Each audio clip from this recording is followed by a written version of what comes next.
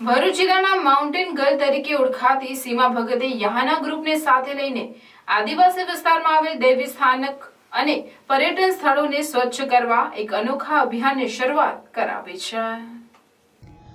આ અભિયાનની શરૂઆતના ભાગરૂપે 28 જૂન શુક્રવારે દેવમોગરા ખાતે સ્વચ્છતા અભિયાન હાથ ધરવામાં આવ્યું હતું।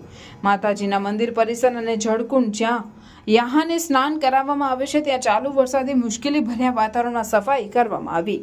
દેવમોગરા આજુબાજુના ત્રણેય રાજ્યના આદિવાસી સમાજનું પૂજનીય સ્થાન છે અને ત્યાં આવતા દર્શનાર્થીઓ અને પ્રવાસીઓ દ્વારા ફેંકવામાં આવેલ કચરો જેવા કે પ્લાસ્ટિકની બેગ, ગ્લાસ, બોટલો, ગુટકા, મસાલા, પડીકા વગેરે દેવમોગરાની ગરિમાને ઠેસ પહોંચાડે છે।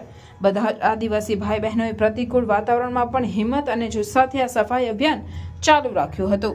તદુપરાંત સીમા ભગતે આ કાર્યની સુવાસ આદિવાસી સમાજમાં ફેલાવતા સંદેશ આપ્યો કે સમાજના લોકો આ અભિયાનમાં પોતાનું યોગદાન આપી દેવમોગરાને પહેલા જેવું સ્વચ્છ અને સુંદર બનાવવામાં મદદ કરે।